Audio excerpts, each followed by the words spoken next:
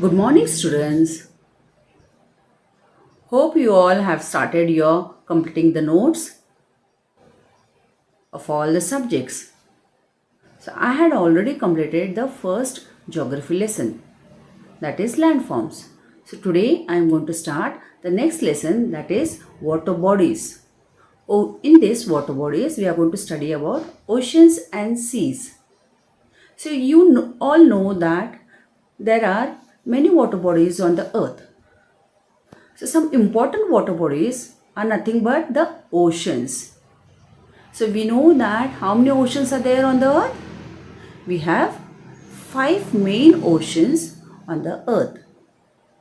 So how many continents we have? Seven continents. Okay. So the water bodies is related to one term here which is known as like hydrosphere. So what is hydrosphere?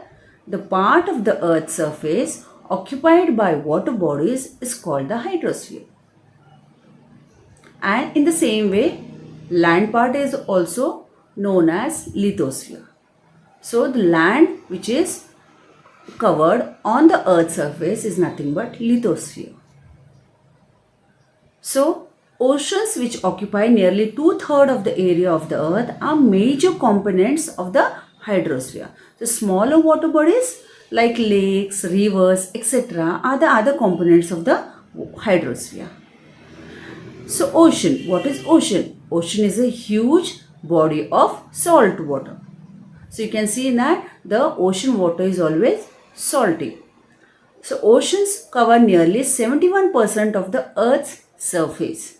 So they contain almost 98% of all the water on earth. So there are how many oceans on the earth? 5 oceans. Those are the Pacific, the Atlantic, the Indian, the Arctic, the Southern Ocean. The Southern Ocean is also known as the Antarctic Ocean. These oceans have no real borders. We cannot say that this ocean has an end of this ocean. So there is no clear real borders for these oceans. They all flow freely between them. So smaller parts of these oceans are called as seas, gulfs and bays. So now we will study ocean life. Living things inhabited all levels of Earth's ocean. So we find living things on the Earth's ocean also.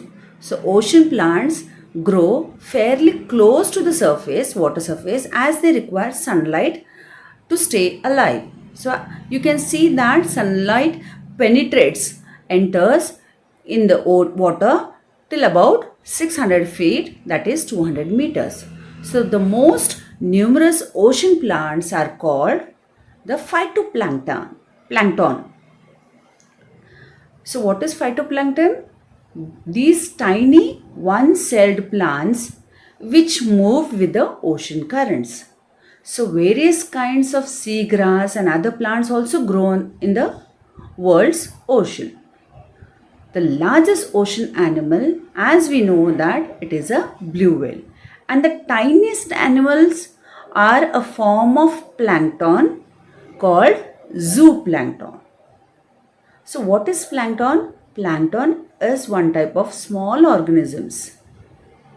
So hundreds of thousands of other types of animal also live in the ocean. Now we are going to study the importance of oceans. The world's oceans are important to the life on the earth. So oceans is a great source of food for the people in the world, and they also provide mineral, oil and natural gas. Phytoplankton and algae create much of the oxygen in the world. So oceans also keep the climate stable by storing heat from the sun. Ocean currents has a direct impact on the climate of a place. So here you can see that warm currents bring warm weather and rain, and cold currents tend to cause dry climate.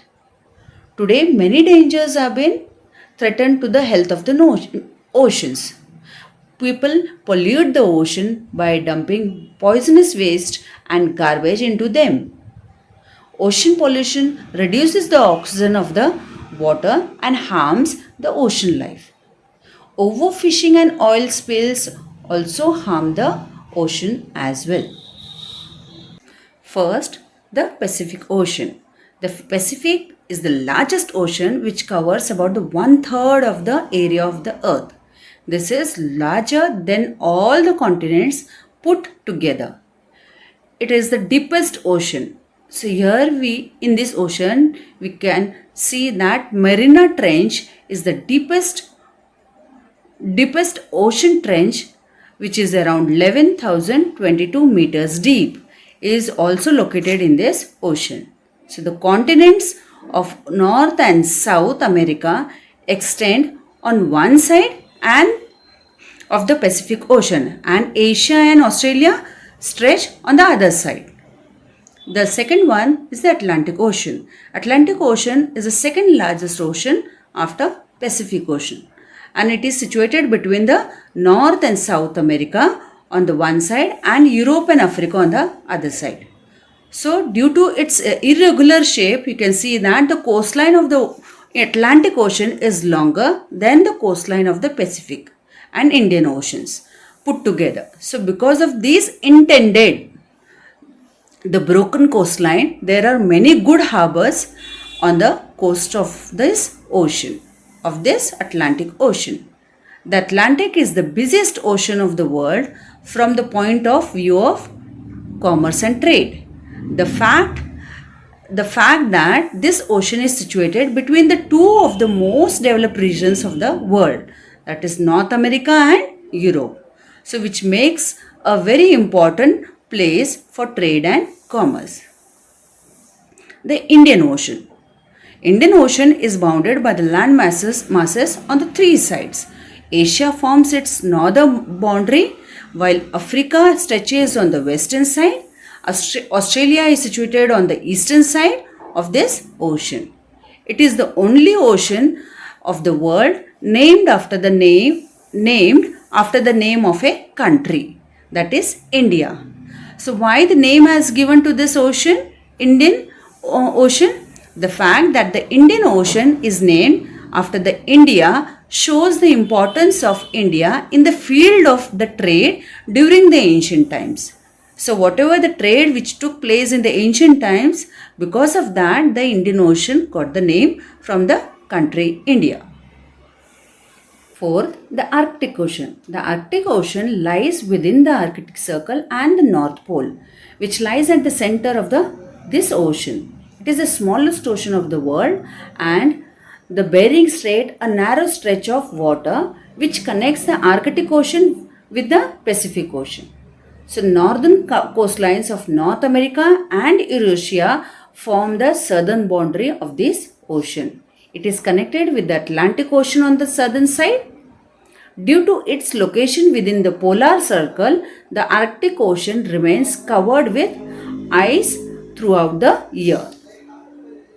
The fifth one is the Southern Ocean. The Southern Ocean is comprised of the most southern ocean water of the world, and it is also known as the Antarctic Ocean, South Polar Ocean, and the Great Southern Ocean. During the winter, half of the Southern Ocean is covered in icebergs and ice. So Antarctica, the windiest, driest and the coldest continent in the world, is contained within the Southern Ocean. So here in the map you can see important oceans of the world, that is Pacific Ocean, Atlantic Ocean, then Indian Ocean, then Arctic Ocean, and the Antarctic Ocean, which is also known as the Southern Ocean, and the continents also. So North America, South America, Africa, Europe, Asia, India, Australia. So students, today you understood the first part of this lesson, water bodies. In this we have studied about the important oceans of the world. Okay, so in the next video I'll be teaching you the major seas of the world. So hope you all understood this video lesson. For now, I will be ending my video. Thank you, children.